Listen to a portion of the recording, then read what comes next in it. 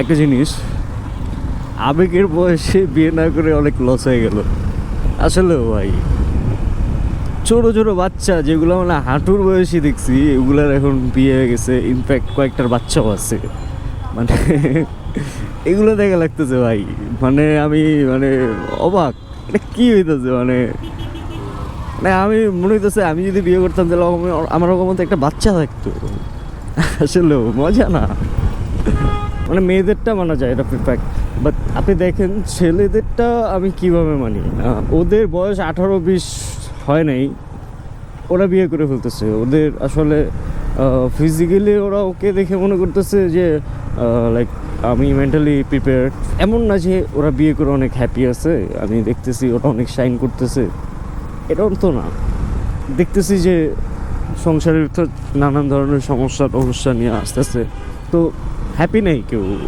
যদি দেখতাম উদাহরণ 2-3টা অনেক ভালো আছে, ওকে ফাইন, হ্যাঁ ভালো আছে, 2-3 জন ভালো আছে, 2-3 জন ভালো কেন আছে, ওইটা তার বাবার কারণে, একমাত্র ফ্যামিলির কারণে ভালো আছে, নিজের কারণে না। আমরা যা এনজয় করতেছি, লাইক আমাদের এই যে যারা আছে এখনও বিয়ে করে নেই, তারা আমি শিওর যে অনেক কিছু দেখছে লাইফে, অনেক কিছু ফেস করছে।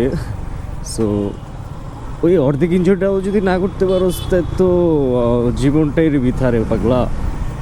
আবার এই জায়গায় একটা সমস্যা আছে, এই যে আমরা এত কিছু দেখে ফেলছি, এত কিছু বুঝে ফেলছি, এখন আমাদের বিয়ে জিনিসটা এখন প্যারা লাগতেছে, কঠিন হয়ে গেছে। হ্যাঁ আসলেও এখন আমরা বিয়ে চাইলেও করতে পারতেছি না। মানে জিনিসটা এমন না যে এখন বিয়ে করা খুব ঝামেলার ব্যাপার ভাই। মেন্টালি স্যাটিসফাইড না হলে দুজনের ঝামেলা, মিল না হলে ঝামেলা, দুই ফ্যামিলি মিল না হলে ঝামেলা, নিজের ফ্যামিলিতে ঝামেলা, ওর ফ্যামিলিতে ঝামেলা।